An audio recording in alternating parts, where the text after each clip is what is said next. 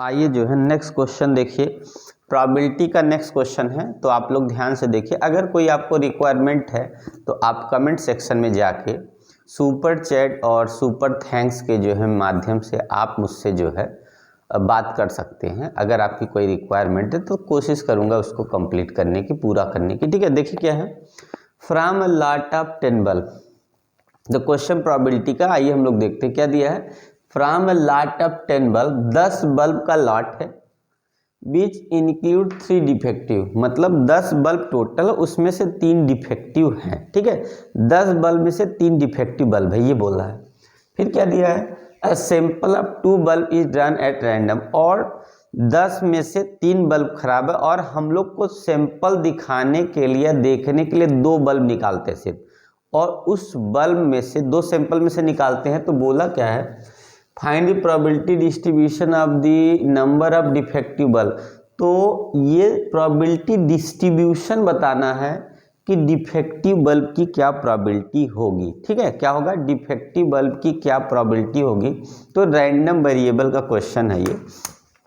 तो आइए हम लोग इसको सॉल्व कर लेते हैं। सबसे पहले देखिए, हम लोग क्या है, टोटल बल्ब मान लेते हैं। Total bulb equal to 10। ठीक है, डिफेक्टिव बल्ब, यहाँ डी लिख दे। डिफेक्टिव बल्ब कितना होगा, आपका हो गया 3, और नॉन डिफेक्टिव हो गया आपका 7। ठीक है, और x जो होता है इसको बोलते हैं रैंडम वेरिएबल, रैंडम। ठीक है, फॉर किसके लिए, डिफेक्टिव के लिए, डिफेक्टिव बल्ब के लिए क्या है, रैंडम ले लिया। ठीक है, अब देखिए क्या करते हैं हम लोग। तो देखिएगा, हम लोग निकाले P और निकाल दिया D, मतलब डिफेक्टिव कितना है, तो 3 में से आपका मिल गया कितना, 3 में से 10 में से 3 डिफेक्टिव मिल गया, और नॉन डिफेक्टिव अगर निकाल दें तो 7/10 नॉन डिफेक्टिव हो गया। ये तो हम लोग को इस तरीके से कैलकुलेशन करते हैं। अब देखिए इसको सॉल्व कैसे करना है। हम लोग को अगर वैल्यू निकालनी, तो आप लोग ध्यान से देखिए, दिख रहा है कि नहीं पहले, ठीक है ना, कहीं कुछ कट तो नहीं रहा ना। तो अगर हम लोग को आगे सॉल्व करना है तो देखिए करना क्या होगा, डिफेक्टिव में हम लोग रैंडम वेरिएबल में जो वैल्यू लेंगे उसमें देखिए प्रोबेबिलिटी डिस्ट्रीब्यूशन बोला है। तो सबसे पहले हम लोग जानते हैं, अगर इसमें कितना है, 2 ही तो निकालना है। तो 2 के लिए अगर हम लोग देखें तो जो नंबर है डिफेक्टिव की 0, 1 और 2 हो सकती है, ये नंबर है डिफेक्टिव की। ठीक है, तो अगर हम लोग क्या करते हैं, डिस्ट्रीब्यूशन दिखाते हैं, x इसके लिए दिखाते हैं 0 के लिए। ठीक है, तो कितना होगा, 7 में से c लेना है, 7c0 और 3c0 अपान टोटल 7c2 सेलेक्ट करना। मतलब मान लीजिए एक बल्ब 7 में से पहला जो बल्ब लिए, मान लीजिए, ठीक है, 7 में से जब पहला बल्ब लेंगे तो ये कौन सा बल्ब होगा, पहला बल्ब हमारा कैसा हो, आपका 7 का मतलब क्या हो, पहला बल्ब क्या हो, 0 का मतलब ये नॉन डिफेक्टिव हो। ठीक है, मतलब ये नॉन डिफेक्टिव है, तो यहाँ क्या होगा, दूसरा बल्ब भी क्या है, नॉन डिफेक्टिव हो गया, और यहाँ डिवाइड करके सॉल्व करेंगे तो ये हो जाएगा 7, ये हो जाएगा 3, और ये हो जाएगा आपका कितना, एक तरह से हो जाएगा 7 में से कितना सब्ट्रैक्ट कर देंगे, 7 में से आ जाएगा आपका 7 यहाँ पे, और आपकी वैल्यू हो जाएगी, C को कैसे सॉल्व कर सकते हैं, 10 मान लीजिए, ऐसे कर लेते हैं तो यहाँ कितना होगा, 10/10 - 2, इस तरीके से करते हैं। ठीक है ना, तो यहाँ से कितना होगा, 8 आ जाएगा। तो यहाँ पे हो जाएगा 7, यहाँ पे हो गया हमारा 7, और नीचे तो 0 हो जाएगा। कितना गया यार, 7 यहाँ पे हो गया, 7 हो जाएगा, 7 यहाँ पे, और ये हमारी वैल्यू आ जाएगी, एक तरह से ये 7 आपका, ये 1 आएगा, भूल गया मैं, ये 1 हो जाएगा ऊपर। ठीक है, और नीचे कितना हो जाएगा, यहाँ पे 7, और यहाँ पे हो जाएगा 7 माइनस कितना हो गया आपका 2 हो जाएगा, 5 है ना। तो आपका बच गया कितना, यहाँ पे 7 अपान ये हो गया आपका 5 बच गया, ठीक है। तो यहाँ पे हो जाएगा, आप लोग ध्यान से देखिए तब आप समझ जाएंगे, ठीक है। आप देखने की कोशिश करिए, आप समझिए। तो इस तरीके से अगर हम लोग कर देते हैं तो ये वैल्यू हमारी कितनी हो जाएगी,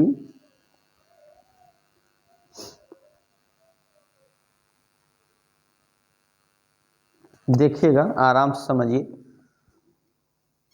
तो देखिएगा हम लोग क्या करते हैं, अगर पहला नंबर 0 है तो लेने का तरीका देखते हैं। सबसे पहले हमने ये मान लिया कि 7 जो सही बल्ब है उसमें से दोनों बल्ब क्या हो हमारा, जब दोनों नॉन डिफेक्टिव होगा तो इस तीनों में से जो है, इसका मतलब है ये क्या है, ये दोनों हमारा सही बल्ब हो गया और इसका मतलब ये 0 हो गया, इसमें जो है नॉन डिफेक्टिव भी नहीं लिया। और यहाँ 10 में से क्या करेंगे हम लोग, यहाँ पे 10 में से 2 को सेलेक्ट करना है। इसको सॉल्व करते थोड़ा, इसीलिए मैं थोड़ा जल्दी कर दिया था जगह कम की वजह से। तो देखिए फैक्टोरियल 7 अपान फैक्टोरियल 7 माइनस 2 मल्टीपाई फैक्टोरियल 3 अपान फैक्टोरियल 3 माइनस 0 अपान, यहाँ सॉल्व करते फैक्टोरियल 10 अपान फैक्टोरियल कितना होगा 10 माइनस 2। अब इसको सॉल्व करेंगे, थोड़ा जगह ले रहा है ना, इसलिए मैं जल्दी कर रहा था। तो देखिए थोड़ा सा क्या आ सकता है इसकी वैल्यू, इसकी वैल्यू ये वाला तो कट जाएगा, यहाँ पे आएगा फैक्टोरियल से, यहाँ आएगा 5 तो 7 इंटू 6 हो जाएगा, 5 से 5 कट जाएगा। और यहाँ कितना है 8, यहाँ हो जाएगा 10 इंटू 9, ये 8 आ गया।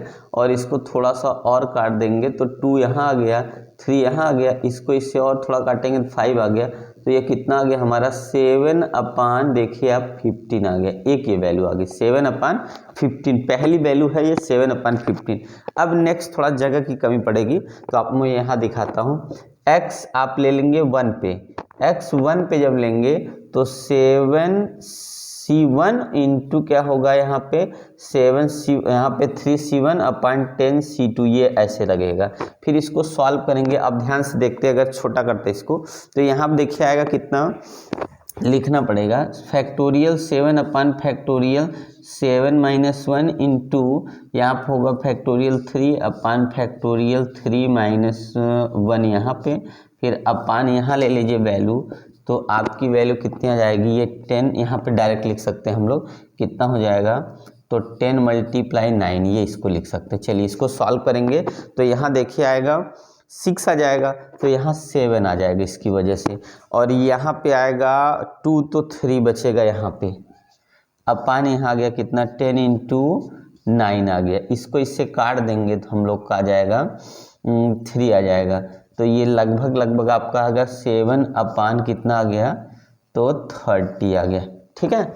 देखिए अब तीसरा वाला निकालना है, तो आप लोग ध्यान से देखते जाइए, आप समझ जाएंगे, ठीक है।